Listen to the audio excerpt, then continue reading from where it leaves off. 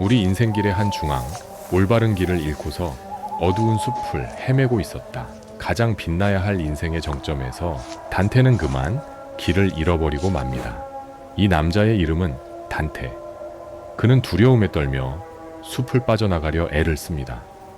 저 멀리 햇살이 비치는 언덕이 보였지만 그 앞을 가로막는 것은 표범, 사자, 그리고 암늑대라는 세 마리의 맹수였습니다. 각각 인간의 욕망, 교만, 그리고 탐욕을 상징하는 이 짐승들은 단테를 다시금 절망의 구렁텅이로 밀어 넣습니다. 더 이상 물러설 곳이 없다고 느꼈던 바로 그 순간 희미한 그림자 하나가 그에게 다가옵니다. 단테가 스스로 나의 스승이라 불렀던 시인 베르길리우스였습니다. 그는 단테의 안내자, 즉 인간 이성을 대변하는 존재로 나타납니다. 그는 단테에게 말합니다. 이 숲을 벗어나 구원에 이르기 위해서는 그저 언덕을 오르는 것만으로는 부족하다고. 우리는 더 깊은 곳, 인간의 죄악이 득실거리는 지옥의 밑바닥을 통과해야만 한다고 말이죠. 자, 이제 우리는 단테의 뒤를 따라 산자는 결코 발을 들일 수 없는 곳, 영혼의 사후세계로 긴 여행을 떠납니다. 준비되셨나요? 베르길리우스의 안내를 받아 도착한 곳은 지옥의 입구입니다. 그 거대한 문 위에는 인류 문학사상 가장 서늘하고도 절망적인 문구가 새겨져 있습니다.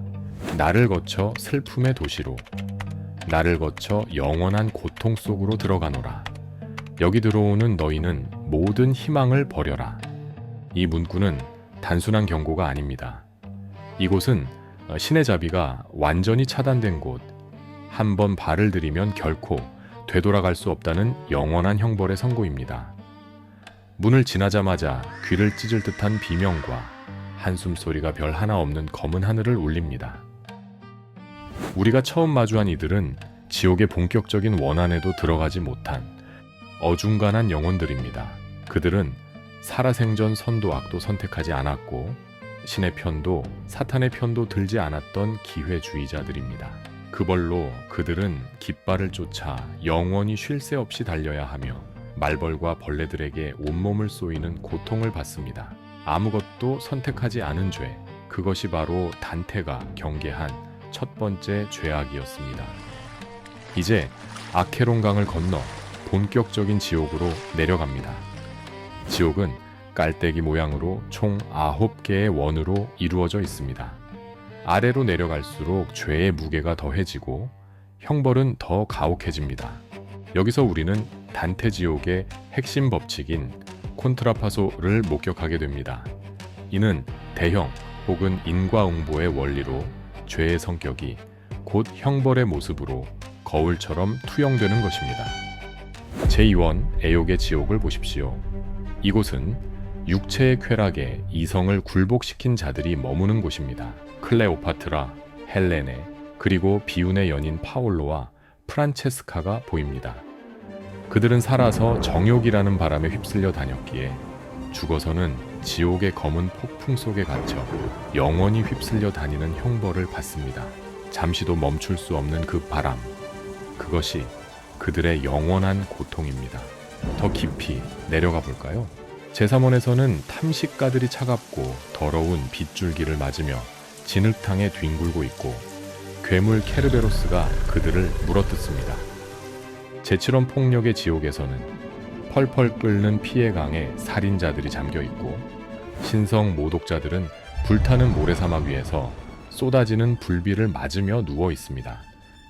하지만 진정한 공포는 지옥의 가장 밑바닥, 제9원에 있습니다. 여러분은 지옥의 끝이 활활 타오르는 불길일 것이라 상상하셨나요? 아닙니다. 단테가 목격한 지옥의 최하층 코퀴토스는 모든 것이 꽁꽁 얼어붙은 얼음의 호수입니다. 그 얼음 호수 한가운데 타락한 천사들의 우두머리 마왕 루시퍼가 반쯤 얼어붙은 채 서 있습니다. 루시퍼는 예수를 배반한 유다, 그리고 카이사르를 배반한 브루투스와 카시우스를 씹어먹고 있습니다. 지옥의 가장 깊은 곳, 루시퍼의 몸을 사다리 삼아 지구 반대편으로 빠져나온 단테와 베르길리우스, 그들은 마침내 다시 별을 보게 됩니다. 이제 그들 앞에는 거대한 산, 연옥이 솟아 있습니다. 지옥이 절망의 공간이었다면 연옥은 희망의 공간입니다. 이곳의 영혼들도 고통을 받습니다. 하지만 그들의 표정은 다릅니다. 이 고통이 끝나면 천국으로 갈 수 있다라는 확신이 있기 때문입니다. 연옥은 7개의 둘레로 나뉘어 있으며 이는 7대 죄악을 상징합니다. 제1층의 영혼들은 거대한 바위를 짊어지고 허리가 꺾일 듯이 땅을 보며 걷고 있습니다. 남들을 내려다보며 고개를 뻣뻣이 들었던 죄를 씻기 위해 이제는 가장 낮은 자세로 무거운 짐을 견디며 겸손을 배우고 있는 것입니다. 또 다른 곳에서는 눈꺼풀이 철사로 꿰매진 영혼들이 서로에게 기대어 앉아 있습니다. 이들은 질투의 죄를 지은 자들입니다. 타인의 행복을 시기 어린 눈으로 바라보았던 그 눈을 봉인함으로써 이제는 육체의 눈이 아닌 마음의 눈으로 사랑을 보고 서로에게 의지하는 법을 배우는 중입니다. 단테는 이 산을 오르며 자신의 이마에 새겨진 죄, 페카툼을 상징하는 7개의 피가 하나씩 지워지는 것을 경험합니다. 위로 올라갈수록 몸은 가벼워지고 마음은 더욱 순결해집니다. 그리고 마침내 연옥의 정상인 지상 낙원에 도착합니다. 하지만 여기서 슬픈 이별이 기다리고 있습니다. 지옥부터 여기까지 단테를 이끌어 주었던 이성의 상징 베르길리우스는 더 이상 나아갈 수 없습니다.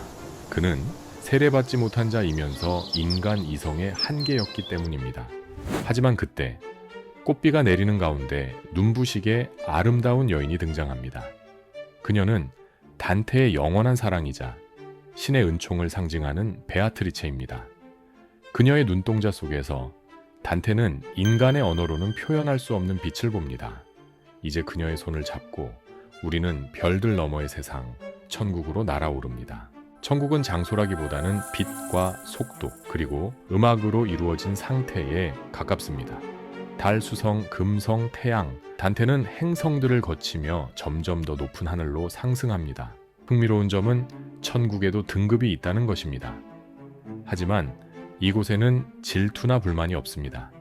가장 낮은 달의 하늘에 있는 영혼에게 단테가 묻습니다. 더 높은 곳에 가서 더 많은 것을 보고 싶지 않습니까? 그러자 그 영혼은 미소 지으며 대답합니다. 형제여, 사랑의 힘이 우리의 뜻을 평온하게 합니다. 단테는 마침내 모든 우주의 시간과 공간을 초월한 곳 엠피리언에 도달합니다. 그곳에는 하얀 장미 모양을 한 거대한 빛의 형상이 끝없이 펼쳐져 있고 수많은 천사와 성인들이 그 꽃잎 하나하나에 머물며 빛나고 있습니다. 이제 단테는 모든 안내자를 뒤로 하고 우주의 궁극적인 신비, 삼위일체의 신을 마주합니다. 그 순간 단테의 영혼을 강타한 것은 복잡한 신학적 지식도 차가운 논리도 아니었습니다. 그것은 바로 이 거대한 우주를 관통하여 흐르는 단 하나의 원리였습니다. 백곡에 달하는 이 장대한 서사시는 끝을 맺습니다. 하지만 나의 소망과 의지는 이미 균일하게 돌아가는 바퀴처럼 굴러가고 있었다. 태양과 다른 별들을 움직이는 사랑에 의하여 어두운 숲에서 시작해 지옥의 밑바닥을 기어오르고 연옥의 가팔은 비탈을 지나 천국의 빛 속에 녹아들기까지. 단테의 여정은 단순한 사후세계 탐험이 아니었습니다. 그것은 죄와 절망 속에서 길을 잃은 한 인간이 무너진 영혼을 일으켜 세우고 다시 삶의 의미를 찾아가는 것에 대한 치열한 기록이었습니다. 현대를 살아가는 우리에게도 각자의 어두운 숲이 있습니다. 출구 없는 막막함, 나를 갉아먹는 욕망, 타인을 향한 차가운 분노. 단테는 700년의 시간을 건너 우리에게 말합니다. 그 숲을 빠져나오는 길은 자신의 내면을 가장 깊은 곳까지 들여다보는 용기, 그리고 나를 더 높은 곳으로 이끌어줄 사랑을 믿는 것에서 시작된다고 말입니다. 지옥을 통과하지 않고서는 천국을 엿볼 수 없으며 고통을 마주하지 않고서는 별을 볼 수 없습니다. 오늘 밤 여러분의 마음속에는 어떤 별이 뜨고 있나요? 지금까지 아슨트였습니다. 감사합니다.